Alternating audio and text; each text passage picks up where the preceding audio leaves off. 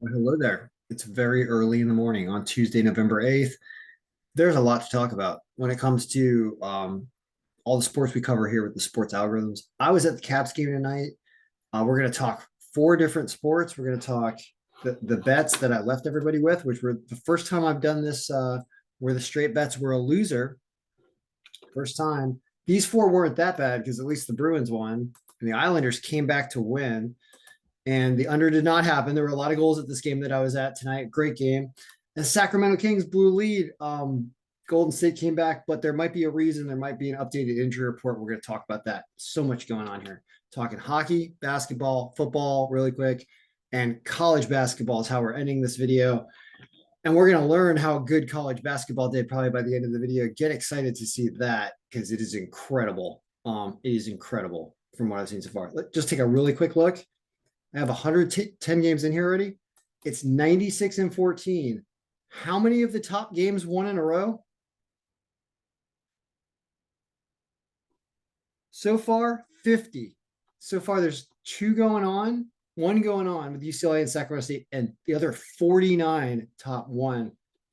Wait till we start to dig into that. But let's go over, start with football. A game that I only passively saw for seconds at a time walking by television screens. Apparently, we missed the prediction here because the Saints are ridiculous. What I will do before week 10 is I will be going into the projection pivot sheet and I will look at certain teams that I know the algorithm is having problems with. For example, Tennessee, Arizona, the Saints, some teams it just does really weird things with, and I don't trust it. And we're going to go see if there's something that can be done, or if there's just nothing can be done, nothing can be done. But I will look at that before I prepare week 10. And that's something that needs to be done. So we lose this game, but I said stay away from it because I knew it's unpredictable. Anyway, the algorithm is with the Saints. Good, the Ravens won. I actually bet the Ravens for no reason, and they won. So good. So football's done. Let's talk hockey because I was there. 3 games tonight. Should be a picture showing up here. I don't think I deleted it. Oh no, it's on the Google sheet. I took a picture from the game.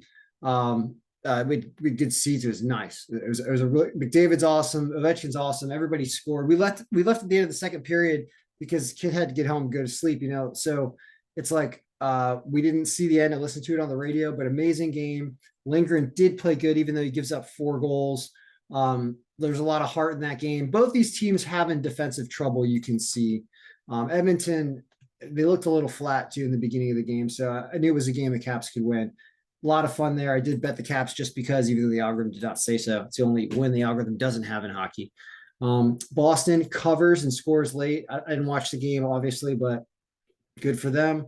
The Islanders, I did watch a little bit of this game. I had my phone going in the overtime of this game. The Caps game is going on. I actually missed Ovechkin scoring in front of me because I was watching the Islanders come back and beat Calgary and celebrating when they scored, when everyone around me was like, why are you celebrating? Nothing just happened at the game. I was like, no, the Islanders just came back and won. And that was awesome. That makes this not an awful betting day. But wait till we talk NBA. Oh my God. Oh my goodness. Well, as a matter of fact, hockey's a good day. We'll move on because hockey had a good day and was part of it. Next, NBA. Where are you, NBA? Oh my goodness. Regression to the mean day is what this is called. When the odds makers and us get destroyed and Sacramento blows a lead the entire game to blow this. But so 4-11, just disgusting. I lost every basketball wager I made today, and it showed. That sucked. It's going to happen though, as you got to understand. Yeah, when you say some days you're not going to win, some days you're not going to get anything right, and this was about that. Even though Sacramento does cover, if you were smart enough to take that plus their plus the points or whatever it was the spread 7.5. So bad day, but I wanted to be like, well, wait a minute, our health numbers are related. Now, was this with Steph Curry out on Golden State? So here's what I did: is I ran the injury report. And that's where we are. I want to check this out. I ran the injury report just now, and I'm going to override the injuries we had before the game because I ran that earlier in the day. I obviously couldn't run it. I was out at the game. I wasn't able to update this right before the game, but you could if you had the Excel file. For all the people who ask me, what do I get with the subscription? Like, you get one copy of the Excel file and you can keep updating it and try to do the same projections that I'm doing, try to match to them. So if you could have brought in the injury report that you wanted, which is this. We're going to refresh and see what changes here. A lot changes. A lot of people came off the injury report, probably played, I guess. So when that happens, then all we have to do is, because this stuff is dynamic, we now refresh and things were actually better. And where did Sacramento go? They're still on here, but they're only a 3-point margin because Golden State got 96% healthy. It's very important if that's accurate to who actually played, which it probably is. Jazz, of course, win and they move up. So at least this is a little better. Gives you Portland over Miami, actually. So what happens while you got to update injury report. So that is actually better. And it might have been this had that injury report got in there. So what is why I get concerned about updating a Google Sheet, because I know I can't give everybody timely updates on every single sport every single night. You see how it's scattered. I mean, anyway, so it's good to know that injury report made this better, and we have to watch out for that because it changes scoring. Now, a file that does not change scoring with the injury report is the college basketball file, because I haven't connected the point projections like that in here. So this is what working off the old original college basketball algorithm formulas and the distributions, all based on last season. Well, as I was hand entering in scores, because that is the only way I know how to do this, it is to do it by hand. And we're almost done here. Like, let's look at some games, because I'm gonna finish off entering this in, because we're gonna get an even better idea of what's going on. Yeah, UCLA is winning by a lot right now. So, and then Long Island and Utah, Tulsa is too close to call, not even on here. But these other games are done. So Long Island loses to Utah 48-89. UC Davis wins 75-65 over Cal. And Weber State loses to Washington 52-69. And Sacramento, UCLA right now, it's not over, but we're going to put a score in there just because it's 45-68 right now. That's all the scores for the 114 games. I guess somehow I deleted Baylor, I think, by accident. But I can always add it back in. Okay, that is 99-15, 87% win is what that is. And that means this team is who it picked to win. This is whether or not they won. And we've got the actual scores off to the right over here. It zooms in properly. We got projected scores and we've got actual scores. I know from a fact, entering in every one of these scores by hand, which is the other benefit to doing it by hand, is you get to look as you're entering them in, like how did the algorithm do? I know at least 2 of the games it predicted the exact score correctly. I know there's a ton of games in here, 114. It's going to happen. But the number of games where like we hit one team exactly, we got the other team off by like a point or something like that was also numerous. And it is incredible. I mean, I just 99-15. Okay, well, how many of those were favorites? Let's start digging in. Okay, let's start digging in. So the first thing I always look at is top down by margin, which is what we're doing here. We have a percent margin. And usually I say anything above, well, there's no home bump going on either. I'm supposed to put a home bump in. What happens if we put a 5% home bump in? I haven't even tried this yet. Let's find out. It goes from 99-15 to still 99-15. Really? I'm shocked. What about a 20% bump? I said the bump is between 5 and 20%, which is how much do you bump the home team? Worse. Wow. Okay. That's good. So no bump at all. Goes 99-15 and wins the top 50 games. The top 50 games win. Then you have a loss with Florida State at home against Stetson. And then Southern California loses to Florida Gulf Coast. That was a huge one. They were an 18.5 point favorite. You couldn't even bet them to win. So that's a huge upset. Then after that, after those two losses, then what? Then another 21 wins in a row. Lines are still awful and all favorites and almost all home teams. Then a loss with Oklahoma. Then you start getting choppy down here. And in this area, we start losing some games here. This is at about 16% margin. It's all based on last year's stats. Okay. All right. So that is saying that stuff above 20% margin for sure. Unbelievable. There are 62 of those games and you lost 2 of them. Right? Okay. So were any of those parlayable, or could you have done anything, or how awful were these lines? So we're going to resort this instead of by margin. We're going to sort it by lines. And we're going to sort it by a money line that is descending, which will mean the biggest underdogs are going to show up on top. And there they are. Okay. So now I'm wanting to put in a 5% bump. Show you why. So I would have put a bump in. We will put a bump in. There is a home bump. This Rice ends up getting on there instead. Okay. So let's go back to the zero look though, because we will do a bump in the future, and you'll see that that bump moved off these huge underdogs that were away in Missouri State and in Murray State and Southeast Missouri State. Southeast Missouri State actually won. Wow. They actually won. Wow. I didn't realize that.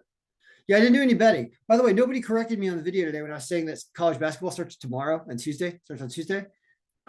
I got the date wrong in my head like weeks ago when I was looking at the calendar, and I'm so hell bent on my ways that I forgot that that the date was today, and that these were Monday. And I was like, so I didn't bet. I didn't realize I was sitting at the hockey game, pulled out my phone, and I go NCAA scores. I'm like, how did I miss these games? I'm like, oh wait a minute, these are the games that are predicted. And I was like, oh my gosh, like what is happening? Like I'm glad I sent this out to everyone. I thought I was sitting out a day before. But so the games are happening, and I didn't bet any of this, but that's a plus 500 that just won. Now you would not have really thought to bet that because their strength of schedule is terrible. That's why they're plus 500. But there you go, day one with no bump, the algorithm picks a plus 500, but that's not fair. We are going to put the 5% bump in there because we would never take that away team because of the bump and everything. So we'd have to do that. 5% bump, which is reasonable human beings would use a 5% bump. Here are our teams. And wow. So here, these low favorites win, but our underdogs do not have a winning day, I don't think. See this. So Rice loses and doesn't cover. Long Beach State wins at plus 160. South Dakota State loses but covers. You always got to look at the cover spread also. This is really important because if all these teams are underdog right here, they're getting at least a point or two, really all these and above. And you could consider taking the points with them. That's a really strong bet. So there it goes 3-3 or 4-3, kind of. But this is not a good day for underdogs, as you can see. South Dakota, Rice, Chattanooga, Incarnate Word all losing, and their margins of victory, while South Dakota's was really small, Rice gets absolutely manhandled by Pepperdine. So that's insanity right there. That's way off. So what we learned from that is we say now, as I start to do work on this file, for those that are asking me why is it so expensive, get the F out of here. Why are you charging $180? First of all, it goes up $5 every time somebody buys. It's keep going up. But the reason why it's expensive is because it's super powerful and you can do stuff. But the amount of work that goes into this thing, I got to now take a look at, is Rice really, really, really horrible compared to last year? Or is Pepperdine a million times better this year? Or a combination of the two? And we're going to do that with all the teams where we have huge misses on in the algorithm. Because as I bring in current stats and mix the two together of last season with current player and all kinds of weird stuff that we're going to do, to get the optimal thing. We want stuff to make sense. Like here was a big weird thing that's not that weird, but this margin of victory is insane. So like what's going on with these two teams? And it's going to become more apparent. This is pretty good here though. I just want to see by money line how this did. And it's choppy with the underdogs. Oh yeah, we'll also look at just home teams, but this is a nice string of wins here. This is 8, all between -265 and -135. There's just a whole lot of winning. And then this stuff becomes unbettable, right? I feel like anything worse than minus like 300 or 400 is just completely ridiculous. This is about as high as I would go. The worst type of line I would like to take in a parlay or something is about 300 or something. Also, sometimes I'll do other ones, but that's about it. So it's an okay day, but we're gonna do some more analysis in here. So now let's go back to our normal view of descending by margin, where we think it's really the best team versus the worst team. 62 and 52 on the spread. Oh yeah, here's what I want to sort by. So there's a spread cover number plus here. The spread cover number plus is supposed to mean how many points did we think that Kansas was going to beat Omaha over the spread, which was 34. So we thought they were going to win by, when I put it in there, we thought they were going to win by 34 plus 7 or 41. Turns out they won by 25. So they didn't cover the 34-point spread. But you can see the spread cover number in that situation is only 7. So it wasn't a big amount that we thought they would cover the spread by. How do we look at this descending by spread cover? We hit this filter. We do descending by spread cover plus. And now we also look at whether or not teams cover the spread up here, because we thought they were going to cover the spread by a lot. So we should have a lot of wins up here. This is not bad. It's bad here, but it's not bad with our spread cover numbers of about 9 and above. 4 and 2. 4 and 3, 7 and 3, 7 and 4, 9 and 4. Okay, but we're learning, so it's good to check that out. The other thing I want to check out as we go back to descending my margin is I want to check out our home and away teams, because if you listen to what I talked about previously about home and aways, of course we have underdogs. Oh crap. No, they're not. Oh, these are not underdogs. Never mind. That doesn't work yet. Our away teams. There were 10 of them, and we went 7 and 3. Pretty good. And 8 of them covered. 8 and 2. Rice, we have to look into that, right? That's a bad loss. And Chattanooga is losing to Charlestown, College of Charleston. But everything else was good. How about our home teams? Home teams go 92 and 12. And you got to wonder what's up with Florida State. Is Stetson really good or is Florida State really bad? Same thing with USC and Florida Gulf Coast. What happened there? Because margins of victory were bad. So these teams got beat. So we're looking at both those teams. And then you start to get your losses down here. And then it's supposed to look like a checkerboard at the bottom, probably, but not necessarily. So that's at a 5% margin.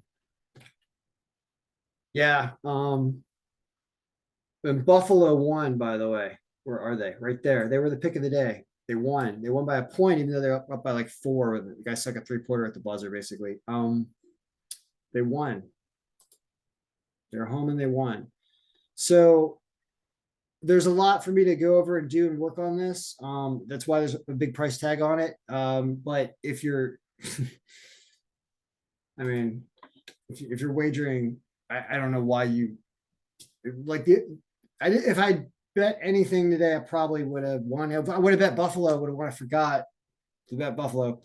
If you had bet like $125 on Buffalo, you would have won enough to pay for this algorithm, and then you'd been able to try to update it with a subscription to RotoWire and use it yourself as it gets developed. And you'd have a subscription for the whole month of November, getting email from me every day, because I'm going to prepare tomorrow Still with last season stats because it's going to be too early to do this season anyway for a couple days. But once we do have player stats and everybody's played a game, the player stats are going to go in there, and it will create a projection. And then we'll have this projection, which is static from last year, and we'll compare the two. And we'll also know about certain upsets and stuff that have happened already, and teams that may not be anywhere near where they were last year. Because that happened. I remember it happening last year with I believe it was Duquesne. I think Duquesne was just so much worse last year. No, it was Marquette. It was Marquette. I don't think it was Duquesne. It was Duquesne 2 years ago. It was Marquette last year, I think. Pretty sure about that. One of the two of them. One of them they were so much worse last year than the year before that they kept getting favored lines and getting destroyed early on in the season last year. I think it was both of them actually over 2 years. But they became obvious to the algorithm right away, like the second time it happened. It was like, oh my gosh, you're losing again with Marquette. I think it was Marquette. So as the algorithm identifies that stuff here in game 2, game 3 and stuff, which we will all see visually, because I'm going to keep the entire history of everything in here. I got to add the Baylor game in because I think that would have been a win. And for some reason I deleted it. Like Baylor was a win. They won like they put up like 113 points. Yeah. I got to add that. And that's another win because I knew there were 115 games and I lost one. So I'll add that one back in, and we will have had 100 wins today. 100 wins on the first day. So you can say the algorithm won 100 games on the first day in college basketball. That's about all you need to know about the college basketball algorithm. So that's the update. This thing's getting exciting, and tomorrow there will be wagers. Okay, it's so easy for me to do this. Let's do it right now and show it because I don't mind. This is how fast this is going to be. So we want to go. You can't see the screen that I am browsing on right now, but I'm going to go. I'm just grabbing the lines that are set up for tomorrow, the 8th, which is Tuesday. And there's the basketball, and there's some lines here, but not all lines, and there are not that many games. Duquesne is playing tomorrow if they're one of the teams. So I'm grabbing it. This is all you have to do because I'm going to start doing tutorials about how to update this file, because when you purchase subscriptions or copies of this file, this is what you do. So we're going to go into the odds compiler, and we're going to add these games to the bottom right here. And there are not that many. And this is now on the 8th, not the 7th, like all these other games were. So I'm freezing the date of the history just for the heck of it, even though we can get rid of it later. So the rest of these games are on the 8th. Now you need to then incorporate those games into the cube. And the way to do that is actually pretty easy because I already have the formulas here. You just grab them and you copy and pull them down with autofill. And you'll end up getting the rest of the games automatically from the odds compiler sheet. And we'll put the date. This is why the date doesn't change. I made it smart so that we do the date right here. We add the date right here. Now we have the 8th games, at least the ones that have lines or have been listed by RotoWire. Now we go and refresh the pivot table in the results pivot sheet. We get the 8th as an option right here. We click on it and we have projections for the day.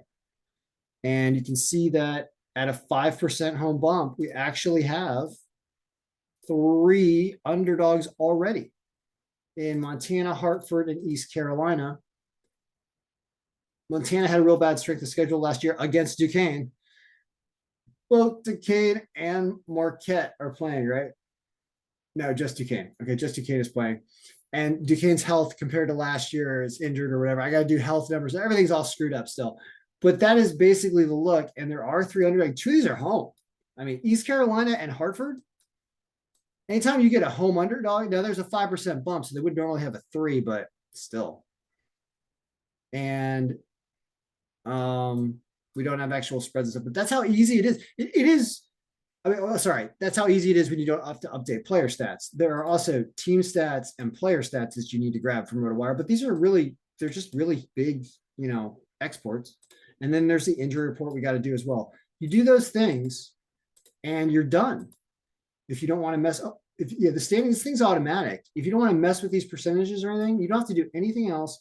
You're just gonna update player stats. Oh yeah, we gotta do school stats too. Sorry, you actually have to bring this thing in from Pro Reference, sportsreference.com. Got to go grab the school stats and paste that here. That's the fourth thing. So that player stats, injury, refresh the injury pivot, which will fix up, paste the team stats, and then update your cube and your odds, and everything else is done. So it's actually really, really fast to update every day if we're not doing any programming about injuries and projections and points, which is stuff that I'm going to be doing here in the beginning of the season. And also figuring out how to monitor our injury percentages as kids leave school or leave teams or whatever. We don't want to keep including them in the denominator of the team. That gets a little tricky because there's so many players and so many different types of injuries. But I'm going to figure something out by looking through the statuses and probably sorting by statuses and all kinds of things we do. But that's why it's expensive, because it is a full-time job for the rest of November, handling college basketball every day. There are a lot of games. And it's a lot of opportunity, what it is. So guys and gals, this was a very busy sports day, and anytime you win 100 games in anything, in any sort of semi-professional or college professional type sport, anytime you win 100 games with your algorithm, you probably had a really good day. And I'm seeing numbers like 87% win percentage, and I'm saying I told you so.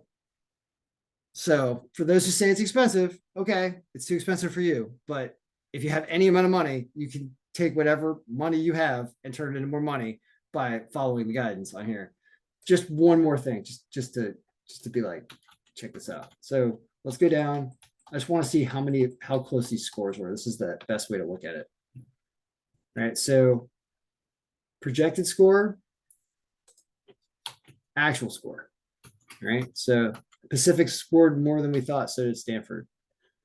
This one, pretty darn good. Coppin State and Charlotte, pretty darn good. Let's just keep going until we hit like some exactly. Like this is ridiculous, right? 63, 64, 1995, but it gets better. Gets better. See how many there are and how close we got. I mean, 59, 57, 76, 77. I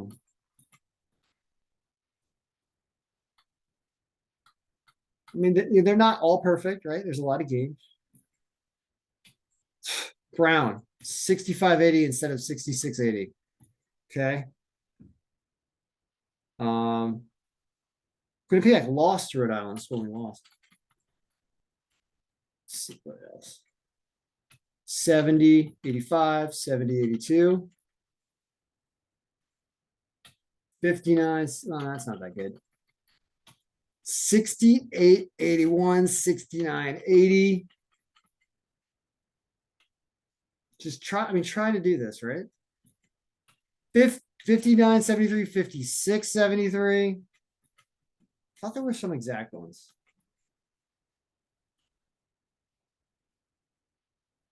Hmm.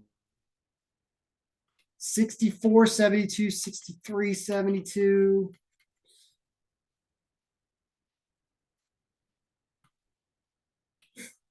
This one I liked. 40, 78, 39, 88. I mean, how? How does it know that? Like, just crazy.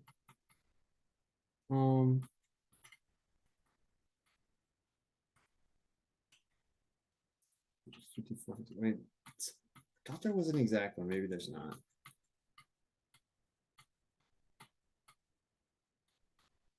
No, we're just browsing through for fun. I find this enjoyable. Just to get a gauge of like how they're doing, because you can run a program to try to compare the variance and do like a sum of squares method regression line. But I just like glancing at them because I feel like I do learn. No, do that so many games. I mean, to try to do these all by hand, like as a human being would be crazy. Like stuff like this, right? 60, 75, 61, 73. Like you're hitting spreads if you're using the projected score to bet your spreads when you're seeing stuff like that. Um, God, that's pretty good, right?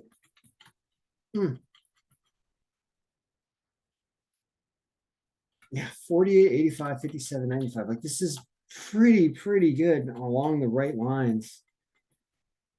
81. I guess we don't have 70, 78, 70, 73. I guess we don't have an exact, we just have endless games. This is how long it took for me to enter all this stuff in. Yeah, I do not think there was any exact. So at least there was at least a point off in every game. It's not true to say they were exact unless I typed them in wrong. So still have work to do, I guess. But that's just a look. It's just like, I mean, I don't remember ever actually hitting 50 games in a row. Does it pay anything? Like none of like, could you have bet that and paid anything? I don't know. Like, I don't know how you do the math on this and like sum up all of these lines, and I could write a formula, but I don't know how many they'll let you put on a parlay, right? So, and if you did it top down and bet everything you could, I kind of want like an average on this. Average is 5,000. I mean, I don't know. I think this pays like maybe 70 cents on the dollar if you hit a parlay at all of these or something. It really doesn't pay anything. So it's kind of like this is not all that helpful, except when you see teams with reasonable lines up here. Like you start to see lines with green, like George Mason, Minnesota, Colorado State, 700 Charlotte, 270. All these win. When's the first time you lose one of these green ones, right? It's here with Miami of Ohio against Evansville as like the 80th pick, and it's got a margin of under 20%.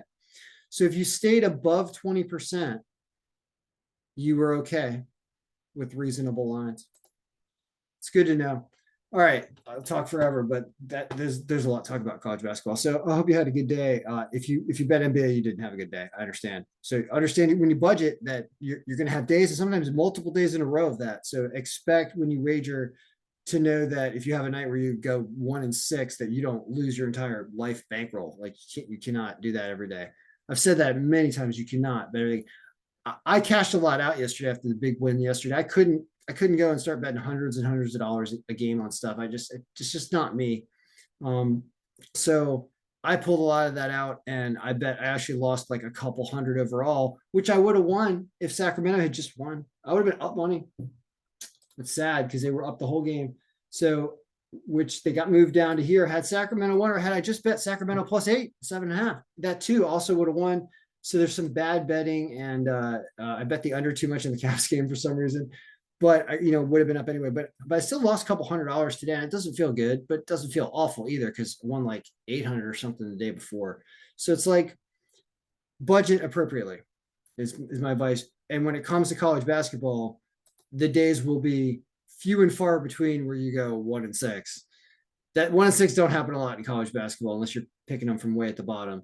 You have a lot of like you win almost everything except one game days with college basketball because there's just so many to choose from and a lot of good things you can do with lines.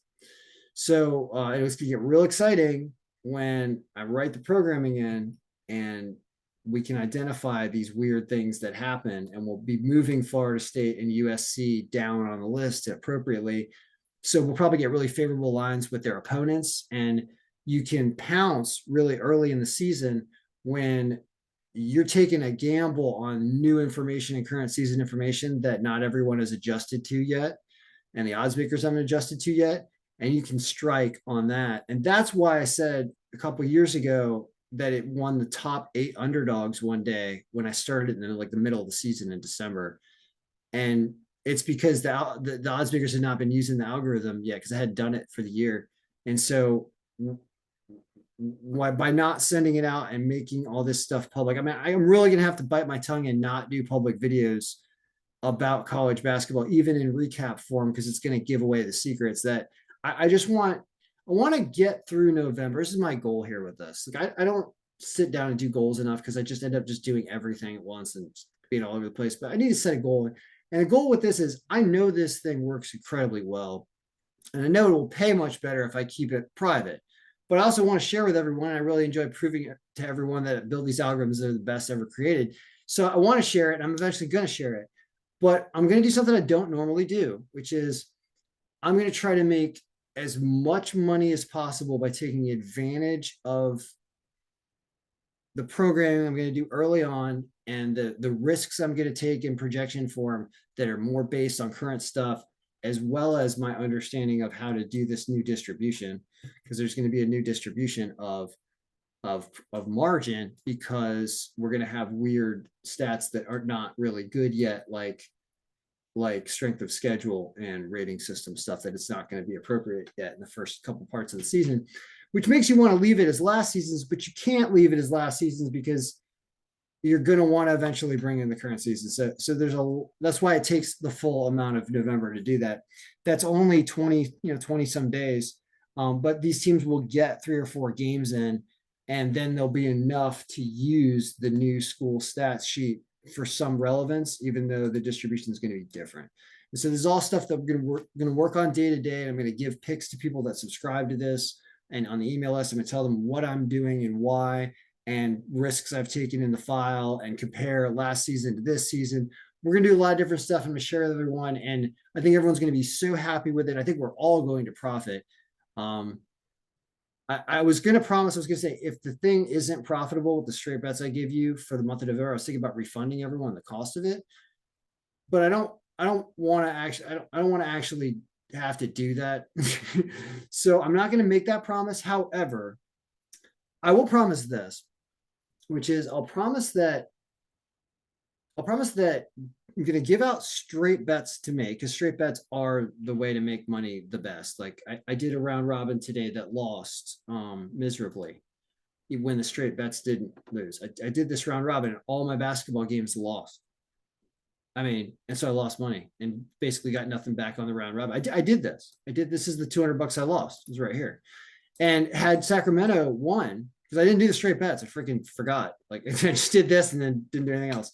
And had Sacramento won, I would have been basically even on the day. And I did have a straight bet on Sacramento for $100 actually on top of this. Lost that.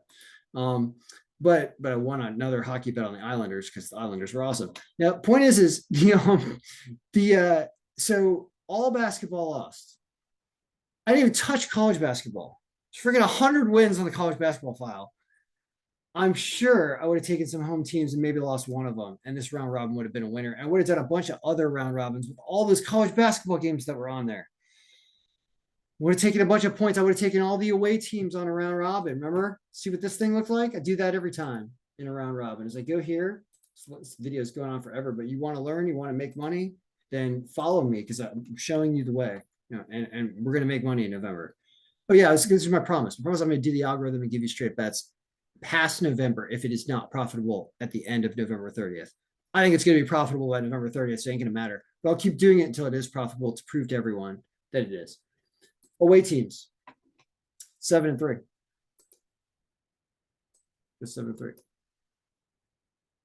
And I would have stayed away from teams that had bad strength of schedule differentials. That's what I would have stayed away from. So I wouldn't have played those 3. I would have played the other 7, and I would have gone. I would have played the other 7. Would not want to lose 2 games and win 5. Yeah, we have gone 5-2. Hitting 2 underdogs and pretty reasonable lines there. Straight bets would be profitable here for sure. And spread. That's the other thing is I would have taken them with the points when it could. And those would have won. Only actually Rice would have been avoided probably. And you would have only lost Chattanooga. Look, I'm going to talk forever. College basketball is a lot of fun, and I'm glad I'm only doing it to the end of November because it will win, because it's too much of a life commitment to do for any longer than that. But if you're interested, you should buy a copy while it's still as cheap as it can be until somebody else buys it. All right. So good luck, everyone. I hope your picks won. I know they did in NBA. I know they didn't. I hope your hockey picks won. Mine did. Good luck tomorrow. We'll be back and may all our picks be winning.